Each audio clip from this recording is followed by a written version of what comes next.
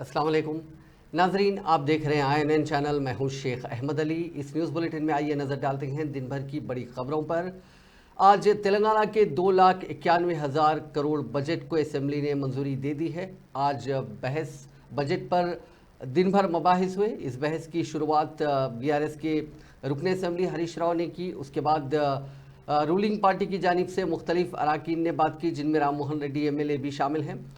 वज़रा ने मुख्तलिफ मौक़ों पर इंटरवीन किया। वज़ीर आला रेवंत रेड्डी ने भी मुख्तलिफ मौक़ों पर अराकीन के सवालात का जवाब दिया। आज काफ़ी गर्मा गर्म बहस देखी गई। इसके बाद हरीश राव के अलावा BRS से सबीता इंदिरा रेड्डी ने भी बात किया। अपोजिशन की जानिब से पायल शंकर जो कि BJP के रुकन असेंबली है, उन्होंने अपनी बात रखी। मजलिस के फ्लोर लीडर अकबरुद्दीन अवैसी ने अपने ख्यालात का इजहार किया। इन सभी मबाहिस के बाद नायब वज़ीर आला भट्टी विक्रमार्का ने इस मबाहिस का जवाब दिया। बादजा सूती वोटों से इस बजट को मंजूर कर लिया गया। ఈ రాష్ట్ర ప్రభుత్వం ప్రజల ఆశలు ఆకాంక్షల మేరకు వారి గుండె చప్పుల్ని అర్థం చేసుకొని అత్యంత ప్రగతిశీల భావాలతో పీపుల్స్ బడ్జెట్గా ఈ సభలో ప్రవేశపెట్టినటువంటి అన్ని వర్గాల పనికొచ్చిన ఈ బడ్జెట్లో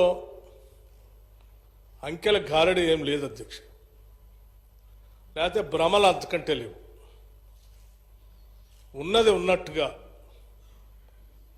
ఈ రాష్ట్ర ప్రజల కోసం ఈ ప్రభుత్వం ఇందిరమ్మ రాజ్యం రాష్ట్ర ముఖ్యమంత్రి శ్రీ రేవంత్ రెడ్డి గారి నాయకత్వంలో ఈ రాష్ట్రంలో ఉన్నటువంటి నా తోటి కేబినెట్ సహచరులు అందరూ కలిసి ఈ బడ్జెట్ ఆమోదించి రాష్ట్ర ప్రజలకి चीफ मिनिस्टर रेवंत रेड्डी ने आज इस बात का ऐलान किया है कि मरकज की जानिब से हैदराबाद मेट्रो रेल प्रोजेक्ट के दूसरे मरहले के लिए फंड जारी ना करने पर भी रियासती हुकूमत अपने फंड से पुराने शहर में मेट्रो रेल के कामों को तकमील करेगी।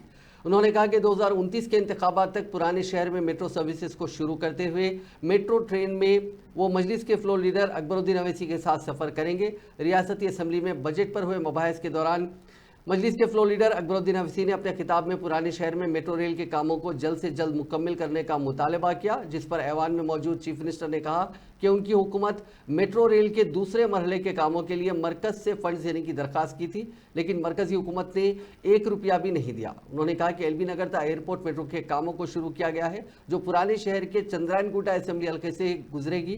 इससे पुराने शहर के अवाम को काफ़ी फ़ायदा होगा। उन्होंने कहा कि रियासती हुकूमत ने मेट्रो के दूसरे मरहले के तहत 78 किलोमीटर के कामों को अंजाम देने का फैसला किया है और इसकी रिपोर्ट भी मरकज को दे दी गई है। Original city. This is not old city. This is original city. Hyderabad is our original city.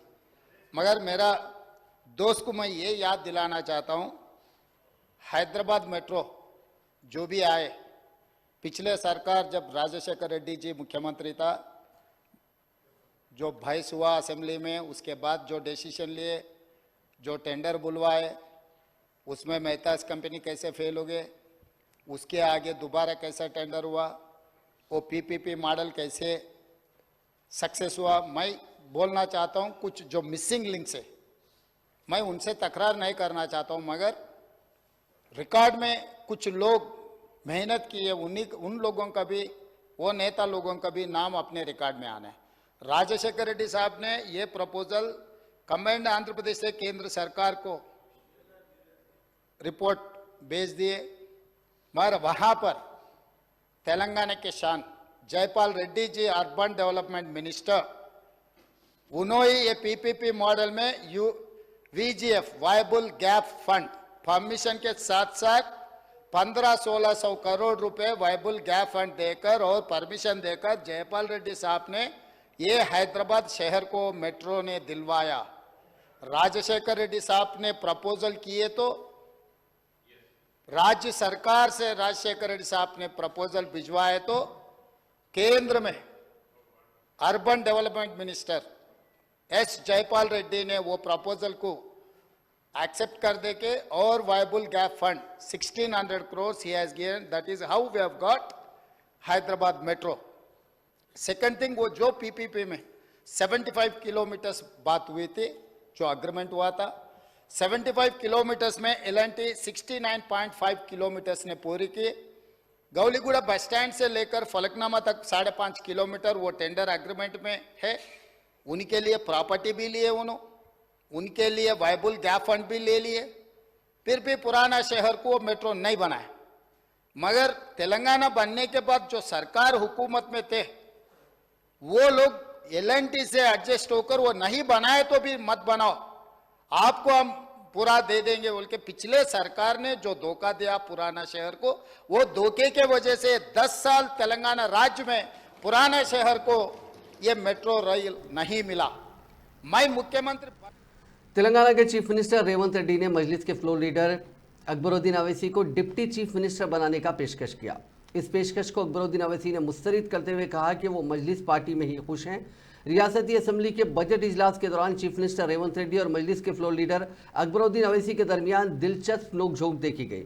Assembly में कायदे मजलिस की जानिब से पुराने शहर में मेट्रो रेल प्रोजेक्ट को फौरी मुकम्मल करने और दीगर मुतालबात पर चीफ मिनिस्टर रेवंत रेड्डी ने अकबरुद्दीन अवैसी को चंद्रायन गुट्टा असेंबली हल्के से इस्तीफा पेश करते हुए कांग्रेस के बी फॉर्म पर उनके हल्के इंतखाब कोडंगल से असेंबली हल्के से मुकाबला करने का पेशकश किया और कहा कि कामयाबी के बाद अकबरुद्दीन अवैसी को डिप्टी चीफ मिनिस्टर बनाया जाएगा। असेंबली में उनकी निशिस्त के बावजूद ही अकबरुद्दीन अवैसी को सीट फराहम की जाएगी।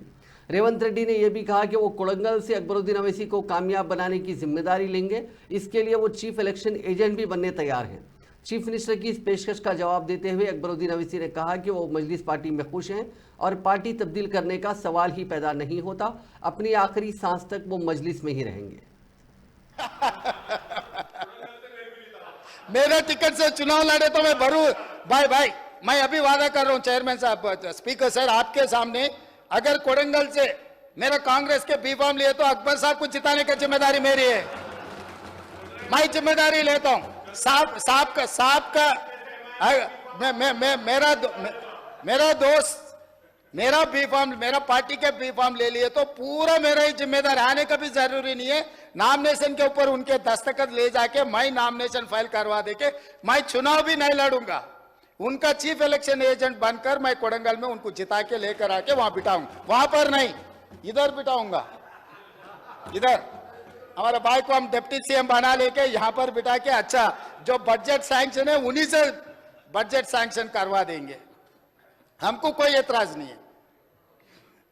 इसीलिए ये जो गौलीगुड़ा से फलकनामा से चंद्रायन गुट्टा तक 2675 करोड़ से मेट्रो बनने वाले। हम लोग जल्दी से ऑलरेडी लैंड एक्विजिशन काम शुरू हो गए, पैसे भी दिए साहब को। अगर वो इंफॉर्मेशन नहीं है तो मैं पूरा इंफॉर्मेशन सारा अकबर साहब को मैं दूंगा। लैंड एक्विजिशन का काम शुरू हो गए।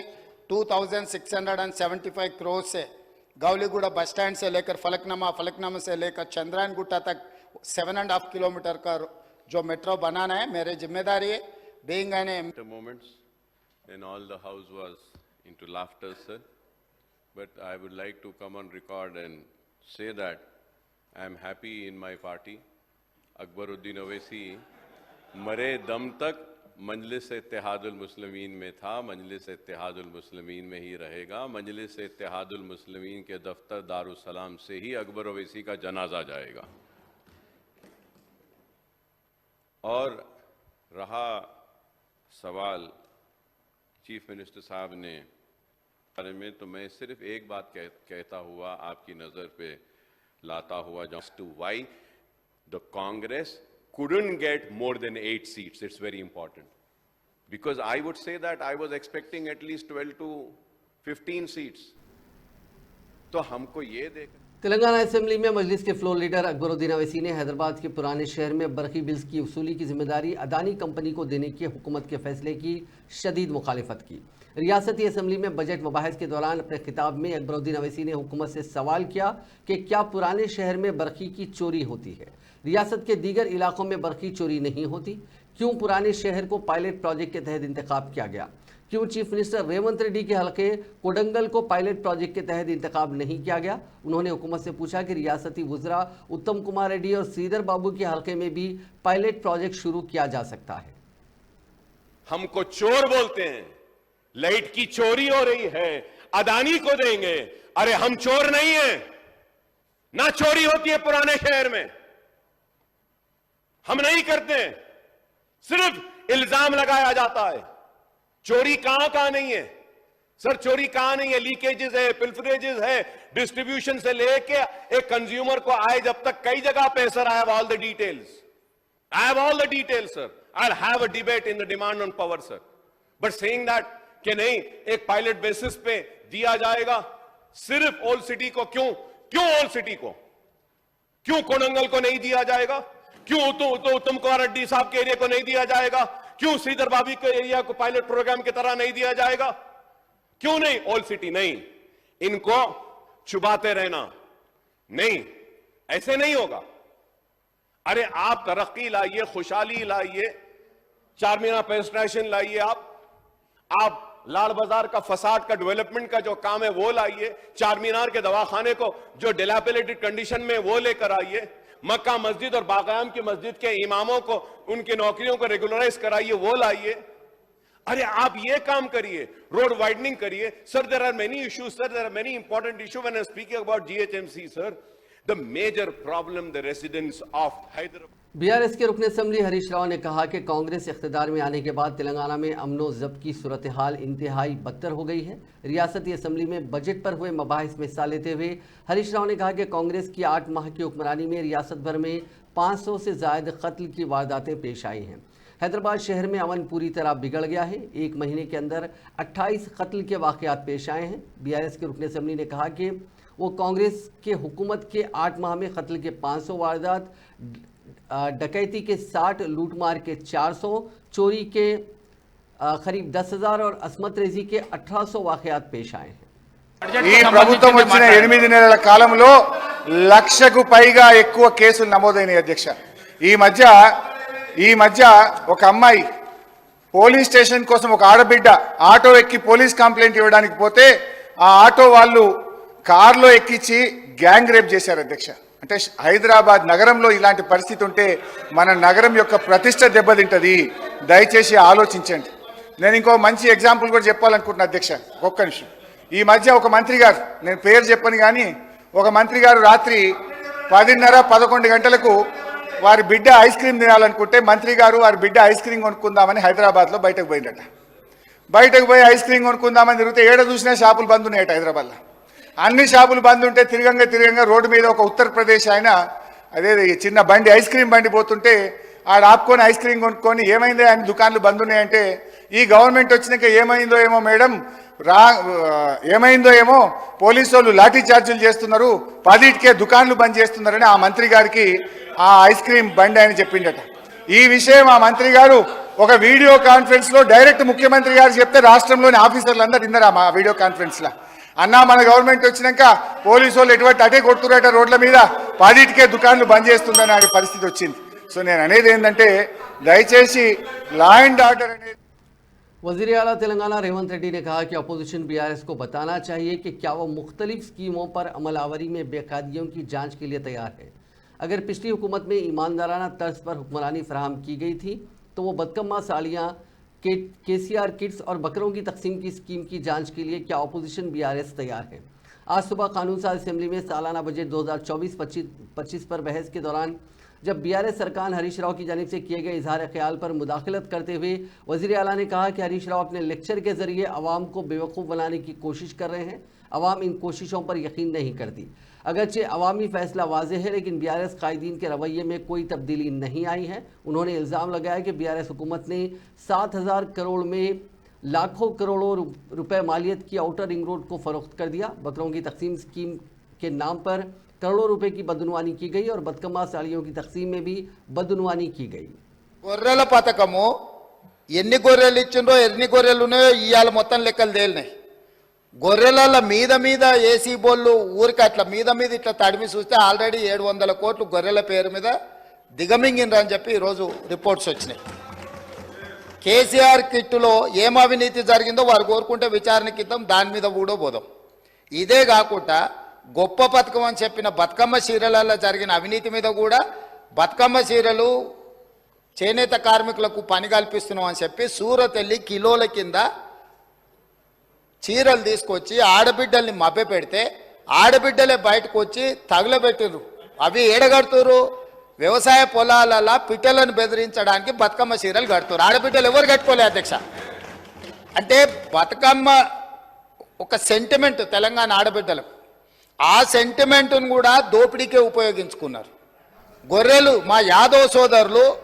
वज़ीर आला तेलंगाना रेवंत रेड्डी ने इल्ज़ाम लगाया कि पिछली हुकूमत ने बिजली तकसीम करने वाले ट्रांसफार्मर्स के मीटरों को ठीक करने के लिए मरकजी हुकूमत के साथ माहिदा किया था। कानून साज असेंबली में बजट पर बहस के दौरान उन्होंने अपोजिशन बीआरएस सरकार पर बिजली के शोबे के बारे में झूठ बोलने का इल्ज़ाम लगाया।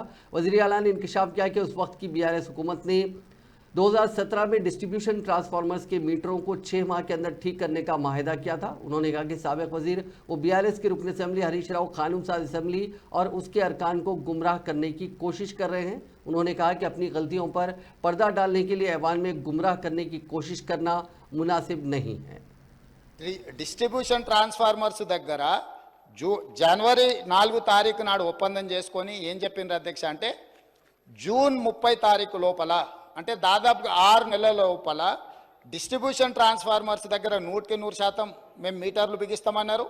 అదేవిధంగా 500 యూనిట్లు కానీ 200 యూనిట్లు వాడుకునే వాళ్లకు 31 డిసెంబర్ 2018, అదేవిధంగా 31 డిసెంబర్ 2019, అంటే 100% గృహ వినియోగదారులకు అదేవిధంగా వ్యవసాయ డిస్ట్రిబ్యూషన్స్ ఉన్న దగ్గర మేము మీటర్లు పెడతామని ఒప్పందాలు చేసి సంతకాలు చేశారు అధ్యక్ష.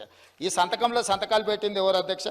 ఆ పేర్లు కూడా నేను చెప్తా అధ్యక్ష, ఎందుకంటే ఈ రికార్డులను సవరించాల్సిన బాధ్యత అంటే అబద్ధాలను ఈ రికార్డులో ఉంటే రేపు భవిష్యత్తులో కొత్తగా వచ్చే ఎమ్మెల్యేలు ఇదంతా నిజం అనుకునే ప్రమాదం ఉంది. ఇందులో సంతకాలు పెట్టిన దాంట్లో అధ్యక్ష తెలంగాణ రాష్ట్ర ప్రభుత్వం తరఫున तेलंगाना असेंबली में हुक्मरान जमात कांग्रेस और बीआरएस के अरकान के दरमियान बहस व तकरार देखी गई। बजट के मसले पर बीआरएस के साबिक वजीर व रुकन असेंबली हरीश राव ने हुकूमत को तनकीद का निशाना बनाया। इस मौके पर रियासती वजीर सीतक्का ने मुदाखलत करते हुए कहा कि बीआरएस के दौरे हुकूमत में कई बदनुवानी और बेज़ाब्तगियाँ हुई हैं और वो उन सब को हम दुरुस्त कर रहे हैं। उन्होंने कहा कि पेंशन के मामले में कई बेज़ाब्तगियाँ हुई। उन्होंने बताया कि 5000 अफराद को डबल पेंशन दी गई।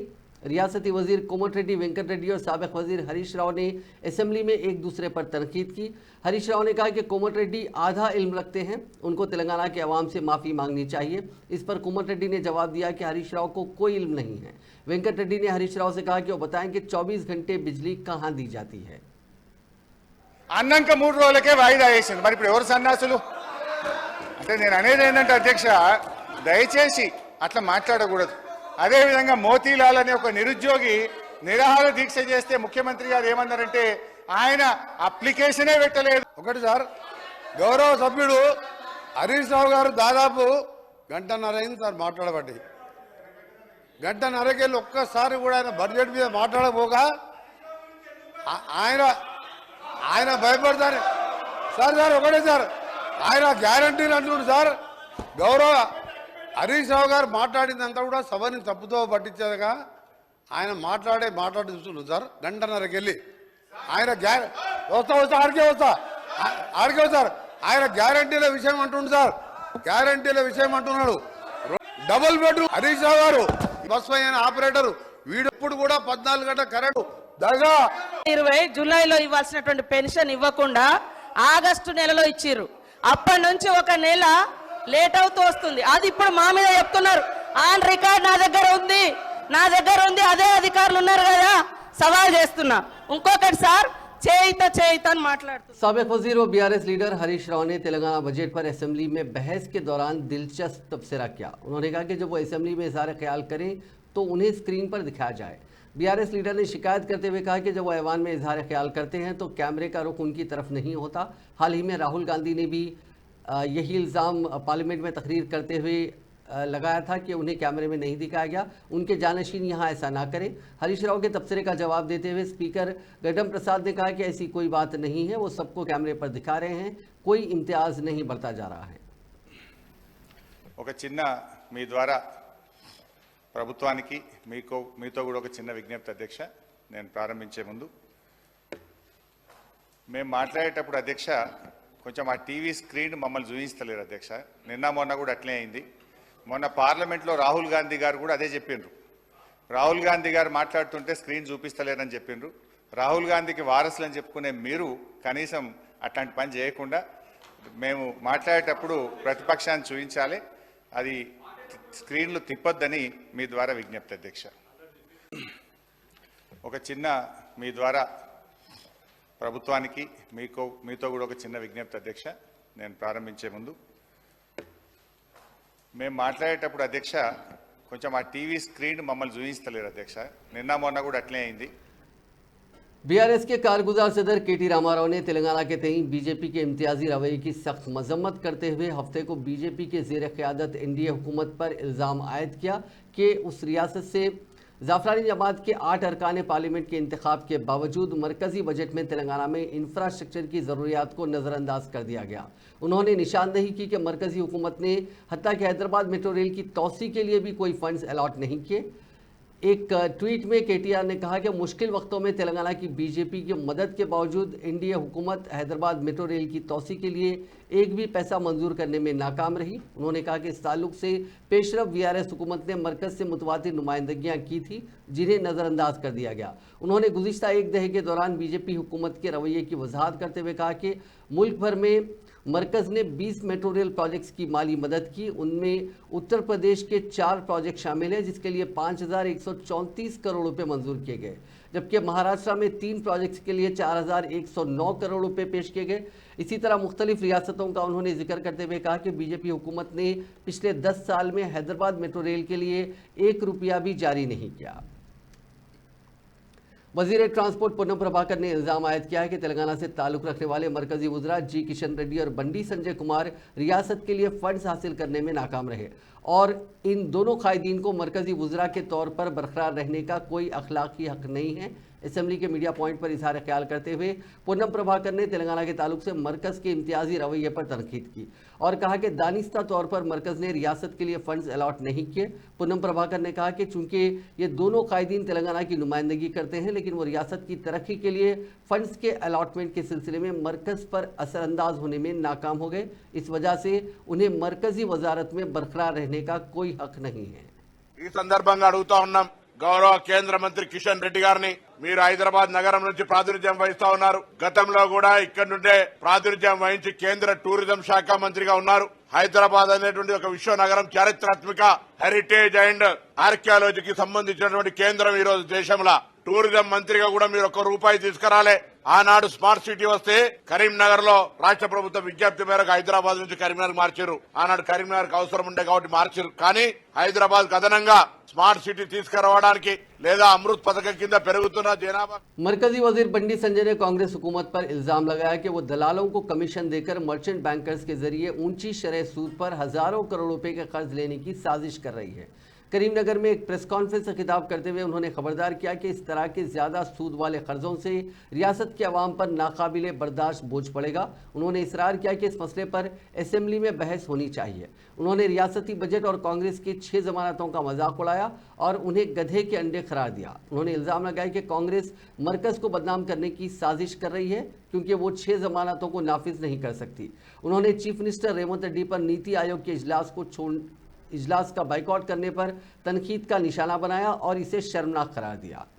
కేంద్ర బడ్జెట్ లో తెలంగాణ కేటాయింపులు ఏమి ఇవ్వలేదన్నారు పాప వాళ్ళు. రాబోయే 5 ఏళ్లలో 20 లక్షల మంది యువకులకు శిక్షణ ఇచ్చి ఉద్యోగ ఉపాధి అవకాశాలు కల్పించాలని చెప్పి కేంద్ర ప్రభుత్వం బడ్జెట్ లో స్పష్టం చేయడం జరిగింది.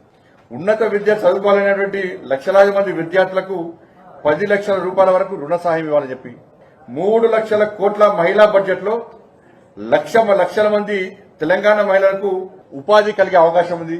దాంతోపాటు గరిష్టంగా అంటే 20 లక్షల రూపాయల వరకు ముద్ర రుణాలు తెలంగాణ రాష్ట్రం కూడా వస్తాయి. అవి దాంతోపాటు అర్బన్ ప్రాంతాల్లో నిర్మించినటువంటి ఇళ్ల నిర్మాణం అంటే మధ్యతరగతి ప్రజల కోసం కూడా 1 కోటి ఇళ్లలో తెలంగాణ కూడా జనాభా ప్రాతిపదికన వాటా వస్తుంది. మధ్యతరగతి ప్రజలు కూడా ఇళ్ల నిర్మాణం చేసుకోవడానికి కూడా ప్రభుత్వం ప్రత్యేకంగా సంక్షేమ పథకం ఉంది దానికి ఇళ్ల నిర్మాణం కోసం.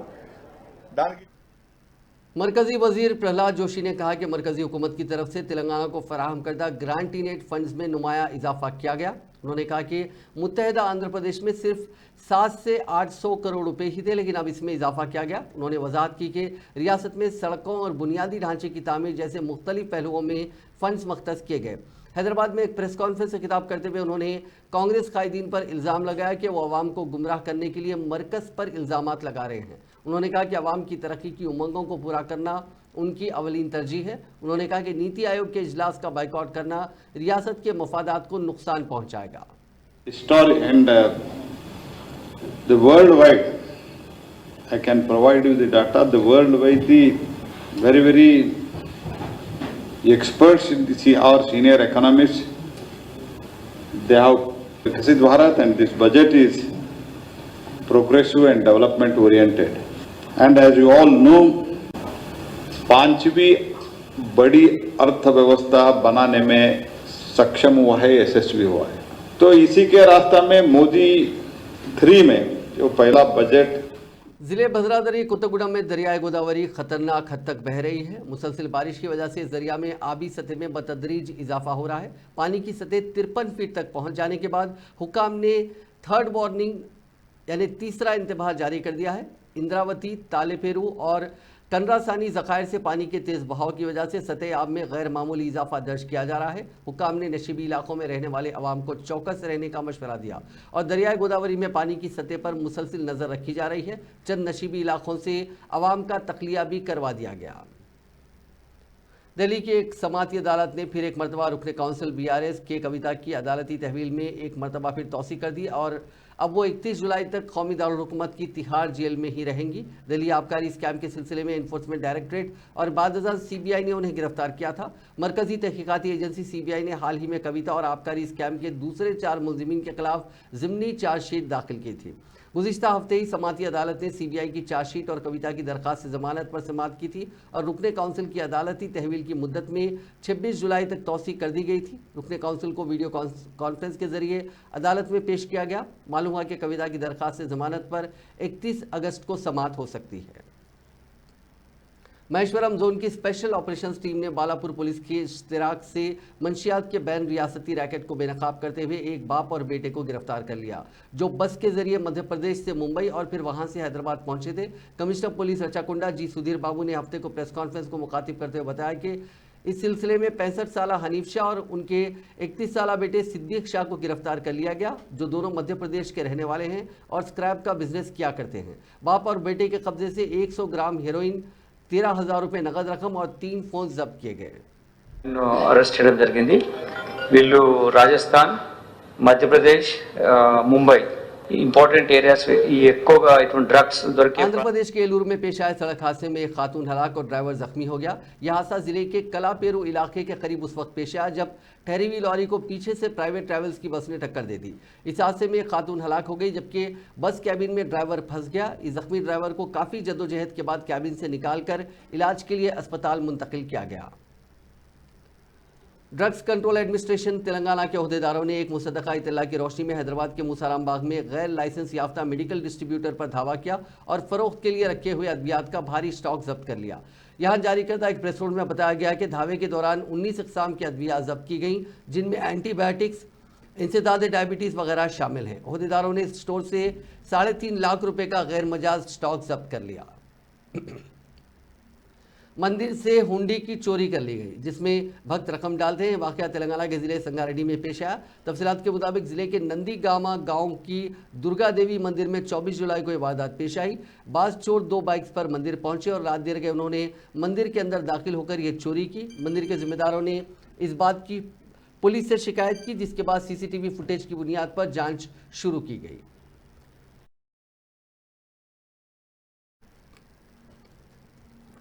फ़लस्तीन पर इसराइल की जालिमाना कार्रवाई थमने का नाम नहीं ले रही है।